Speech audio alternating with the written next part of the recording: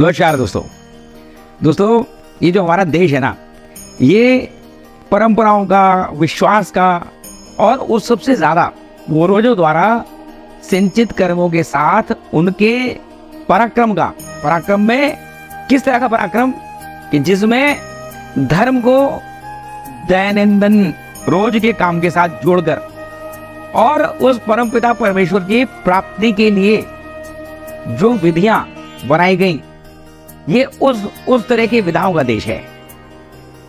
बड़ा चमत्कारिक है जी यहाँ पर बातें। हम पूरे वर्ष अलग अलग प्रकार के त्योहारों का सेलिब्रेशंस करते हैं और उस सेलिब्रेशन में जो हमारे मन में कुंठाएं पैदा होती हैं, समाज में जो एक विरक्ति आती है, समाज में एक ठहराव आता है, उस ठहराव को अलग अलग प्रकार के त्योहारों के द्वारा जीवित और जागृत करते हुए नई ऊर्जा भरी जाती है। हर मौसम में, हर प्रकार के वातावरण में वातावरण अनुकूल त्योहार की रचना इस देश में की गई है। दोस्तों, अभी श्री कृष्ण जन्माष्टमी गई है और श्री कृष्ण जन्माष्टमी अब केवल भारत ही नहीं, विश्व भर में जो चैतन्य महाप्रभु के द्वारा और इस्कॉन मंदिर की संस्था के द्वारा पूरी दुनिया में मनाया जाता है। हर्षोल्लास से मनाया जाता है, एनर्जी का एक लेवल अप हो जाता है। तो जो श्री कृष्ण है ना, वो परमपिता परमेश्वर, और कैसे परमपिता परमेश्वर की बात करते हुए क्या बात कही गई परमपिता परमेश्वर में, श्री कृष्ण साक्षात भगवान, और उस साक्षात भगवान में वो क्या कहते हैं, वो अलग अलग तरह के समाज में ऐसे नहीं है कि मैं बेटा हूं, मैं दूत हूं। वो गीता का जब ज्ञान बांट रहे थे ना, ज्ञान दे रहे थे अर्जुन को कुरुक्षेत्र में, धर्म क्षेत्र कुरुक्षेत्र, वो कहते हैं मैं हूं परब्रह्म।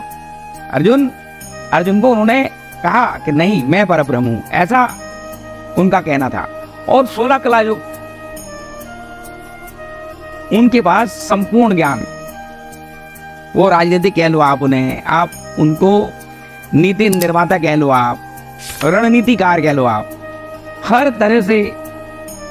अब वो श्री कृष्ण जो है ना, उनकी शक्ति कहाँ है? जब श्री कृष्ण का जन्म हुआ तो उस समय पर कहां पर बात निकल कर आई, जो योग माया, योग शक्ति देवी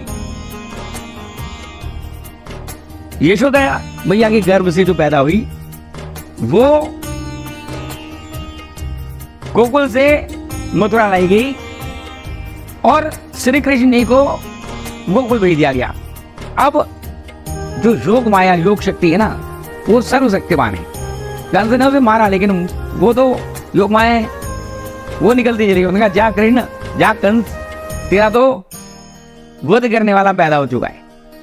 और उसके द्वारा उसके पापों को और आगे बढ़ाने के लिए उसको चैलेंज देके चली गई वो। तो दोस्तों, एक बात और इसमें जोड़ रहा हूं मैं, ठीक जन्माष्टमी के 15 दिन बाद राधा अष्टमी मनाई जाती है। राधा राधा राधा राधा राधा राधा राधा राधा। आजकल तो वृंदावन में प्रेमानंद महाराज अपने जीवन के वो जिस पड़ाव में है ना, और जिस शक्ति से वो राधा राधा राधा राधा कह रहे हैं ना, राधा का जाप कह रहे हैं, आप उसकी शक्ति का अंदाज लगा के देखो। बरसाने वाली राधा, और ऊंचे पहाड़ वाली, ऊंचे महल वाली राधा। उस राधा और राधा में ऐसी ऐसी बातें कही गई हैं राधा जी को लेकर, राधा रानी को लेकर, श्री कृष्ण के द्वारा श्री कृष्ण का जो उनके प्रति भाव है, उस भाव को लेकर। दोस्तों, बहुत ज्यादा आनंद की स्थिति है इसमें, कभी आप जाकर देखो बरसाने में। और प्रेम मंदिर को जिन्होंने बनाया जगतगुरु कृपालु जी महाराज, उनके द्वारा स्थापित रंगीली संप्रदाय, और उनका जो सारा इतना सारा वैभव, वो राधा रानी के आशीर्वाद के बिना हो ही नहीं सकता। और श्री कृष्ण के द्वारा की गई सारी लीलाएं, वो राधा रानी के बिना अधूरी हैं। तो दोस्तों, राधा रानी और कृष्ण, और उसमें राधा रानी का प्रताप, राधा रानी का उनके साथ जुड़ाव, हम जो ब्रजवासी है ना जी, ब्रजवासियों में राधा रानी के प्रति समर्पण, ब्रज के लिए कहा गया, ब्रज में वास वाले लोगों के लिए, जिन लोगों का ब्रज में वास है, जिनका ब्रज में जन्म है, तो राधा रानी का आशीर्वाद इतने हजारों सालों बाद भी आज हम सब आपके साथ है। और थोड़ा इसके बारे में ध्यान लगाकर देखें, राधा रानी को बजकर देखें, राधा राधा राधा राधा। फिर मन जी महाराज ने तो सारा जो ज्ञान है, वेद पुराण और उपनिषद की बात का जो सारा निचोड़ है वो राधा रानी पर ही कह दिया है। तो 11 तारीख को राधा अष्टमी है, आपसे मेरा आग्रह है तो उस दिन को बहुत उत्साह के साथ राधा रानी को याद करते हुए अपने कष्टों को और अपने हर प्रकार के दुख को भूलकर नई चैतन्यता के साथ उसका हम सब लोगों को ध्यान करना चाहिए। जय श्री राधे।